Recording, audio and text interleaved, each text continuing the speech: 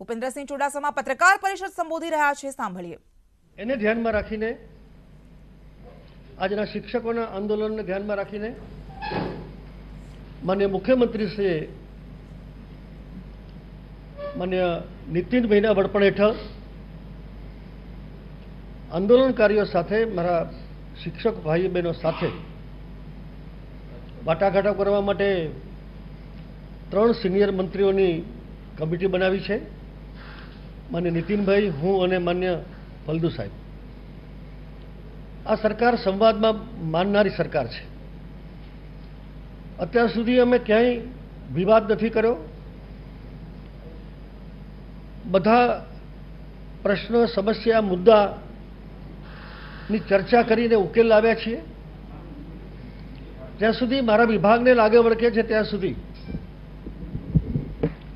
પ્રાથમિકથી લઈને ઉચ્ચ શિક્ષણ સુધીના તમામ સંઘો સાથે નિયમિત રીતે મળીને સંઘના આગેવાનો, અધિકારીઓને મારી હાજરીમાં એમના વણ ઉકલ્યા અઘરા પ્રશ્નોનું નિરાકરણ આ રાજ્ય સરકાર દ્વારા આવ્યું છે અને એને ધ્યાનમાં રાખીને આ 3 મંત્રીશ્રીઓની કમિટી આ મુદ્દે પણ સાંભળીને હકારાત્મક રીતે જે કંઈ સરકારની મર્યાદામાં ઉકેલ આવશે તે કરશે। આજે હમણાં જ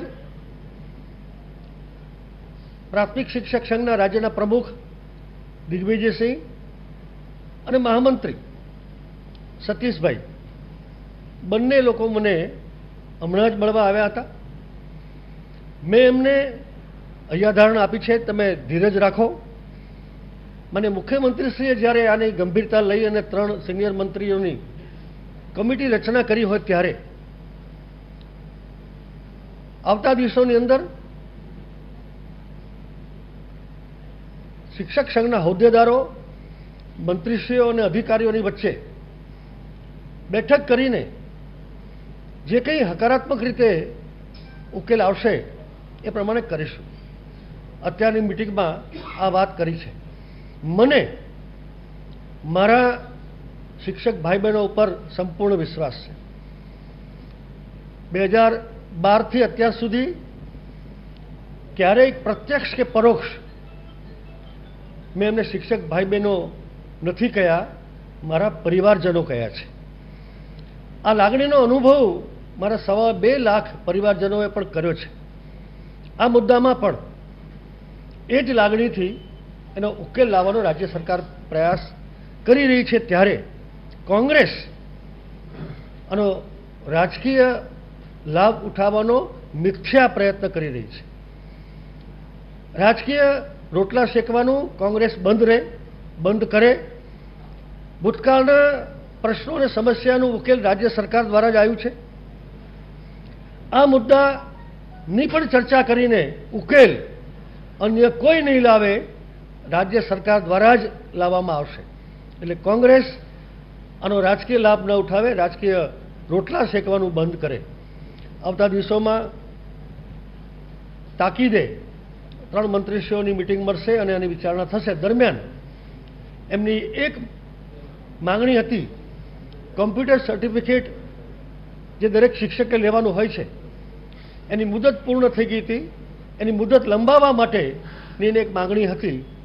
એ મુદત અમે 1 વર્ષ માટે લંબાવી પણ દીધી છે અને એની જાણ પણ પ્રત્યક્ષ રીતે જ્યારે મળવા આવ્યા ત્યારે એમને જાણ પણ કરી છે અને હું આશા રાખું છું કે આ આંદોલન હવે બંધ રહેશે।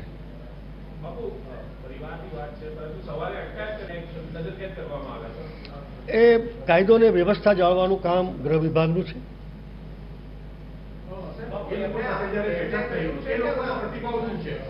હકારાત્મક પ્રતિભાવ એમનો રહ્યો, કારણ કે એ સાક્ષી છે કે છેલ્લા 5-6 વર્ષની અંદર એમના પડતર પ્રશ્નો મેં જાતે ઇન્વોલ્વ થઈને અધિકારીઓ પાસે બેસીને જે સોલ્વ કર્યા છે એના સાક્ષી છે। એટલા માટે એમને મારા ઉપર, મુખ્યમંત્રી ઉપર, આ કમિટી ઉપર એમને વિશ્વાસ છે।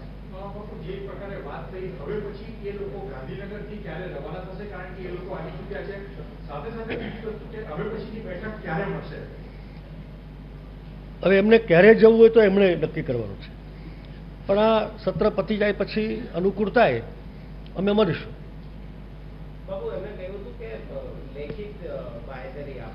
આટલી જલ્દી આટલા મોટા પ્રશ્નની એવી રીતે વિશ્વાસ રાખવો જોઈએ, ધીરજ રાખવી જોઈએ.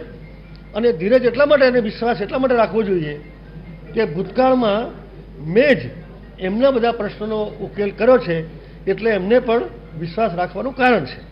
શિક્ષક સંઘ તરફથી કોઈ અધિકારી રીતે જાહેરાત કરવામાં આવી છે આપની હાજરીમાં કે આંદોલન? મને 3 લોકો જ મળવા માટે આવેલા, મને મળીને મારી પાસે સંતોષ વ્યક્ત કરીને ગયા છે. મેં કહી દીધી તો મોડા પડ્યા.